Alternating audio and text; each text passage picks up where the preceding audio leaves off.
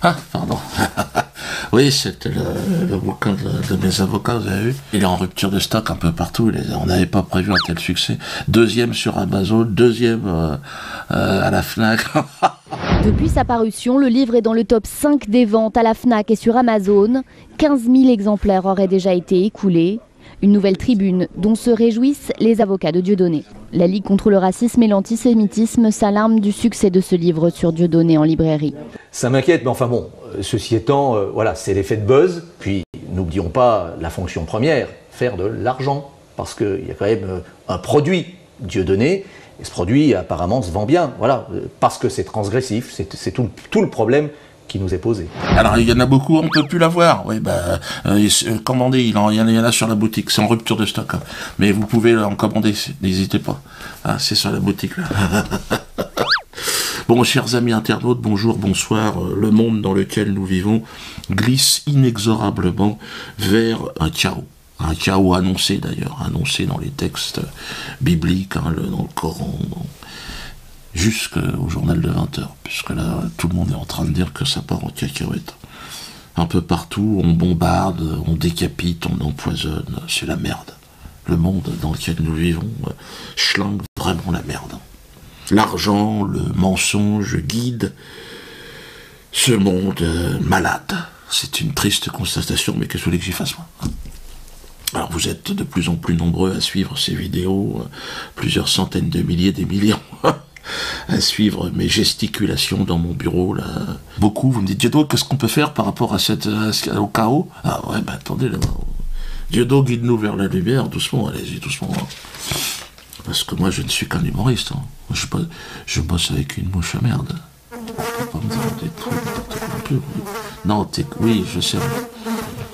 Oui, tu vas te présenter aux élections. Non, mais je sais bien. Mais oui, tu feras un excellent président de la République. Tu peux pas faire pire que François Hollande, de toute façon. Les gens préféreront une mouche à merde à François Hollande. Ça, c'est une évidence. Tu as bien plus de compétences et tu parais beaucoup plus honnête. Oui, mais moi, ça m'intéresse pas, Roger. Oui, voilà, je veux dire, nous, on est là pour rigoler. D'ailleurs, on ira rigoler tous ensemble, si vous le voulez bien, le 27 décembre. Ça sera au Zénith de Nantes. Pour moi, c'est une revanche extraordinaire. Vous vous souvenez ce qu'ils ont dit, les politiques, que je reviendrai nulle part et tout, c'était au début de l'année. Je suis convaincu que dans les semaines qui viennent, eh bien, on n'entendra plus parler de Dieudonné. Voilà, tout simplement. Parce qu'il ne pourra plus se produire. Il ne pourra plus se produire où que ce soit en France. Après avoir été interdit par le Conseil d'État, je reviens. Je serai à Pau, à Toulouse. Donc dépêchez-vous parce qu'il y aura bientôt plus de place. Les gens, c'est normal, ils ont besoin de rigoler. Puis le rire interdit, aujourd'hui, il y en a qu'un, qui est vraiment interdit. Donc, pas le choix. Je fais pas ça pour vous dire de venir me voir et de ne pas aller voir les autres. Vous pouvez aller voir les autres aussi. Hein. Mais c'est vrai que c'est autorisé. C'est sûr, les autres sont même subventionnés. Donc, face à cette situation catastrophique, je réfléchis. Hein. Parce que vous êtes beaucoup à me demander, il faudrait qu'on s'organise, qu'on fasse des choses. La seule façon pour moi de changer le monde dans lequel nous vivons, c'est de se le réapproprier, le monde. Il faut bien démarrer par quelque chose. Alors par quoi? Moi j'ai réfléchi, hein. En moi-même, je me suis dit, qu'est-ce qu'on peut faire? L'assurance. Oui, je continue. Vous êtes 85 000 à avoir rejoint ce projet un peu fou. Bientôt 100 000, putain. Alors est-ce que vous êtes complètement cinglé? Ça par contre, je peux pas vous rassurer sur votre santé mentale. Le fait de me suivre, est-ce que c'est vraiment signe de bonne santé au niveau mental? Alors je peux pas, moi, faut pas me demander ça à moi. J'ai été identifié par le non-maître comme un cerveau malade. Si le peuple élu vous dit que j'ai un cerveau malade, c'est qu'il doit pas être en bonne santé. Et c'est pas n'importe qui l'a dit, c'est Patrick Cohen. Souvenez-vous. Là, Patrick Cohen. Il est financé avec vos impôts.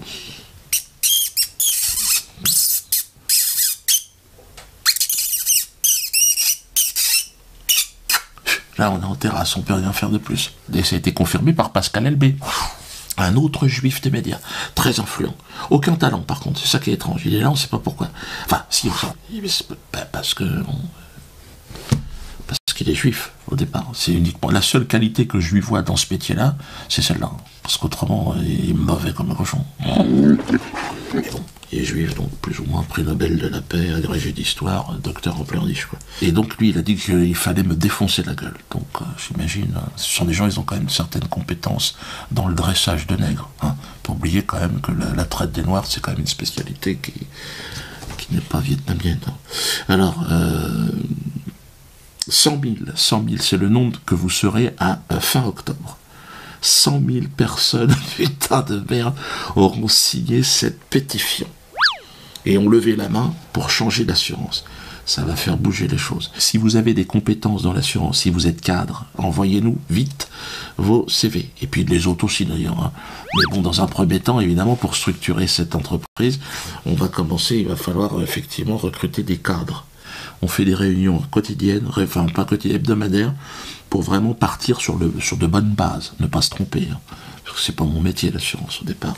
Ce serait plutôt la communication. Hein. Mais bon, bref, il faut qu'on mélange nos talents. Donc envoyez, de toute façon, tout va apparaître ici. Hein. Voilà. Non, ça c'était la date de tournée. Ben, il s'est planté. Bah, cela dit, vous pouvez venir à Nantes. Voilà l'adresse. Je préfère. Ouais, le gars, tu sais, il n'en loupe pas une pour faire de la promotion. Il y a un côté un peu excessif que je regrette. Envoyez vos CV si vous bossez dans l'assurance. Hein.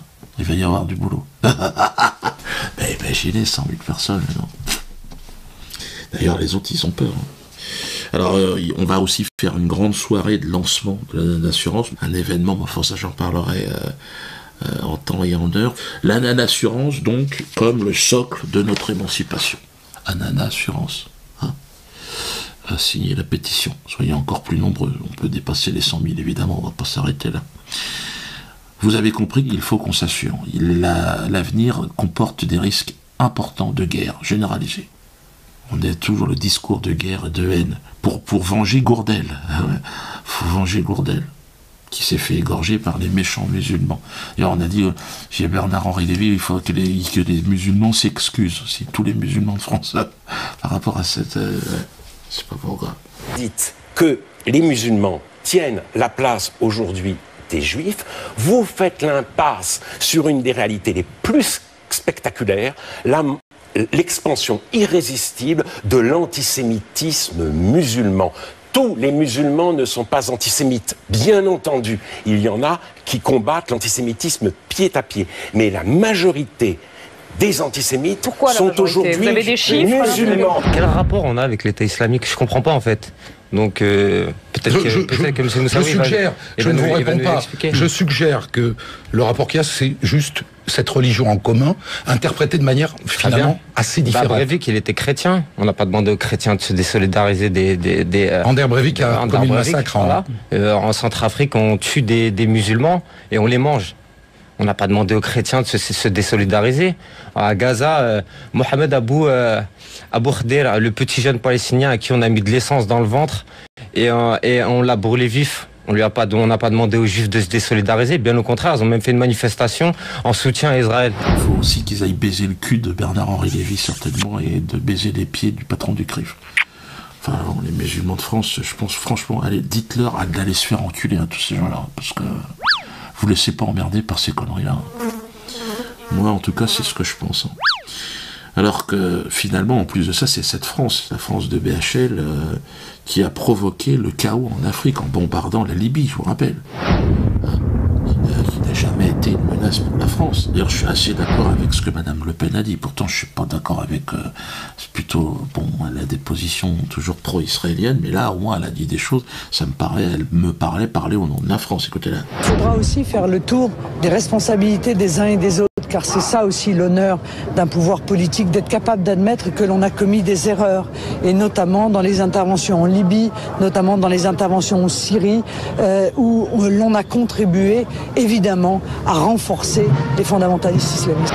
Vous bombardez la Libye, vous bombardez les pays arabes, à un moment donné, les gens, ils voient passer les bombardiers français, ils disent, attendez, ils voient Gourdel qui arrive avec son bateau en train de faire un trekking, toi, on va s'occuper de ton cas. Hein. Alors que Gourdel n'a rien à voir là-dedans. On a vu sa vie à Gourdel, apparemment, il aimait la marche à pied, lui. Mais bon, il s'est trompé d'endroit. Notre compatriote Hervé Gourdel a été assassiné par un groupe terroriste. Lâchement, cruellement, honteusement. Hervé Gourdel est mort parce qu'il était français. Parce que son pays, la France, combat le terrorisme. Hervé Gourdel est mort parce qu'il est le représentant d'un peuple, le nôtre, qui était pris de liberté et qui défend la dignité humaine contre la barbarie. Parce que eux, c'est pas à Gourdel qu'ils en voulaient, c'est à Sarkozy et à Hollande. Mais bon, si t'arrives avec ton passeport français, je veux dire, Sarkozy, il faut pas qu'il aille faire un trekking en Algérie, il l'a compris, il y va pas lui. C'est comme si j'allais faire un trekking en Israël, faut pas y aller, il y a des endroits, bon, il faut comprendre un peu comment ça se passe. Mais aujourd'hui, le passeport français, c'est dangereux. Hein. Mais Gourdel, il savait pas, lui. Avec son petit passeport français, il s'est dit, bon, j'y vais. Non, faut pas y aller. D'ailleurs, avec l'ananas d'assurance, il y a un projet de passeport ananas aussi. Ça, c'est l'atelier de chanson potage de Poissy qui a eu cette idée, c'est pas mal. Ça vous permet à l'étranger de cacher le passeport français, qui automatiquement vous amène à l'égorgement. T'arrives avec ton passeport ananas, mec, mais t'es de coup, ananas, hein, mec, c'est ah oui, ananas, atelier de chanson potage, d'accord. Bon. Vous faites une quenelle, ah bon, d'accord, c'est bon, passez. Tu vois? Parce qu'autrement, il n'y a qu'en Israël, il faut cacher ton ananas, évidemment. Tout à fait, Roger, tout à fait, Roger. Alors oui, effectivement, il y a eu une étude aussi, une petite étude qui est faite par mon équipe, une équipe de spécialistes à l'atelier de chanson potage de Poissy, une petite étude qui est faite sur la situation de crise par rapport à ces preneurs d'otages. Et il y a eu des conclusions qui ont été apportées, et bon, il se propose, parce qu'il y a eu une émotion énorme avec la mort, la décapitation de Gourdel, de faire la médiation avec les éventuels prochains preneurs d'otages et décapiteurs. Parce qu'à mon avis, c'est parti, ça va pas arrêter. Hein. La France bombarde les pays arabes, à un moment donné, beaucoup d'Arabes ne sont pas contents. Donc ils vont dire, à un moment donné, on va décapiter aussi un peu. Donc nous, on sera là, avec l'atelier de chanson potage. Nous, on a une bonne équipe. C'est pas le Quai d'Orsay qui va régler les choses. Fabius, c'est très mauvais. Fabius, on le laisse encore un mois, les gens vont se faire décapiter dans tous les sens. Fabius, il le déteste. Hein. Il le voit arriver, c'est comme si c'était Benjamin Netanyahou. Monsieur le ministre, cher Laurent, c'est mon plaisir à vous recevoir ici à Jérusalem, with all your delegation. Donc moi, atelier de chanson potage, j'ai des gens compétents, faut pas oublier. Moi j'ai Carlos, j'ai Mehdi Milouche. T'as quand même un carnet d'adresse à peu près à jour. Hein. Donc s'il faut négocier, autant négocier avec des gens qui peuvent parler. Et en plus, en échange, ils ne demanderont pas rien. On va juste chanter, on demande, je crois qu'ils demandent à ce que soit, voilà, restituer l'ordinateur de Germain, ouais, voilà, Carlos aussi qui demande 2-3 petits trucs à être libéré. C'est un petit peu, peut-être ça sera plus difficile, mais d'accord, voilà. Et puis Alfredo aussi, les chorégraphies, qui veut faire les chorégraphies. Bon, je pense que ça pose pas de problème. Hein, c'est quand même mieux que les décapitations, parce que, je veux dire, Fabius, mis à part chialer, hein, bon, qu'est-ce qu'il a fait pour Gourdel et Hollande, à part chialer et puis réconforter la famille, désolé, hein, c'est de ma faute, mais bon. Comme dirait Dalida, des mots, encore des mots, un caramel, le chocolat, écoutez. Parce qu'il est le représentant d'un peuple, le nôtre, qui était pris de liberté et qui défend la dignité humaine. Barbarie, sauvagerie, cruauté, lâcheté, dégoût, colère, condamnation. Encore des mots, toujours des mots, les mêmes mots. Cet homme doux, cet homme bon, qui était parti dans les montagnes de Tizi Ouzou parce que il voulait aller vers l'autre. Ceux qui ont commis l'irréparable cherchent à nous diviser. Nous répondrons par l'unité sans faille de tous les Français. Bonbons et chocolat. Parce qu'il ne croyait pas à la guerre des civilisations, parce qu'il croyait à la politique de la main tendue, parce qu'il croyait qu'il y serait accueilli en frères et en amis. Et c'est dans ces moments-là, au-delà de nos différences, que la France est grande. C'est dans ces moments-là que chacun d'entre nous, et bien sûr le chef du gouvernement, chacun d'entre nous sait que nous devons être à la hauteur des événements, dire la vérité aux Français et nous rassembler. Parce que oui, c'est la République, la France, nos valeurs, c'est-à-dire quelque chose qui nous dépasse, qui est en jeu, et je voulais en remercier toute la représentation nationale. Parole, parole, parole. Écoute-moi. Parole, parole, parole. parmi les responsables de l'effondrement de l'influence de la France dans le monde, et en Afrique plus particulièrement, BHL. Il a détruit l'image de notre pays en 20 ans, que ce soit au Kosovo, en Libye, en Syrie, en Irak. Ce milliardaire juif, aujourd'hui, me traite de bandit friqué. Écoutez-le. Au moment de l'affaire Dieudonné, quand cette espèce de petit bandit friqué, qu'est Dieudonné, organisait ses meetings en province et qui se trouvaient des milliers de Français pour acheter leurs billets, des fortunes pour venir y assister, il y a eu des Juppé, des Estrosi, donc c'est pas seulement la gauche, pour tenir bon et pour dire non, ils ne passeront pas. Alors vous parlez aussi de ce que vous appelez ce business du théâtre, ce business de la haine au théâtre des couilles en or, de Dieudonné. Oui, le théâtre de la main d'or que j'appelle le théâtre des couilles en or. Oui, c'est une pièce qui est assez, j'espère, assez drôle. C'est-à-dire que moi, j'aime au théâtre la farce. J'aime Dario Fo, j'aime la commedia dell'arte, beaucoup plus tôt, etc. Donc il y a une dimension de farce. Et c'est vrai que un certain monsieur Mbalambala apparaît comme le gérant du théâtre dit des couilles en or. Allusion le dieu de business, le dieu de business. Ce qui fait une pièce de théâtre, il n'y a personne n'y va, évidemment. Mais bon, tu sais, en plus, il est subventionné. Enfin. C'était un moment privilégié, c'est une pièce très importante. Et Bernard-Henri Lévy démontre une nouvelle fois ses qualités d'écrivain, d'auteur. On a passé un moment et je dois dire que M. Weber a été exceptionnel. Voilà, bandit friqué. De toute façon, pour ce descendant d'esclavagistes, un nègre au-dessus du RSA, c'est un antisémite, c'est louche, c'est un nazi. Ah la vache. Ah lui, il aurait fait du mal, hein. Et les Africains le détestent. Lui, il ne faut pas qu'il aille faire un trekking en Algérie. Lui, il le sait d'ailleurs, il n'y va pas. Hein. Lui, chant de tout pays, enfant de tout pays aussi, il n'y va pas, lui. Enrico, parce qu'ils ont compris que là-bas, ils sont pas aimés, hein. Cette fripouille israélite révèle par son désarroi quelque chose de très positif. Et réjouissons-nous de ces angoisses qui ne vont faire que croître avec les semaines qui viennent.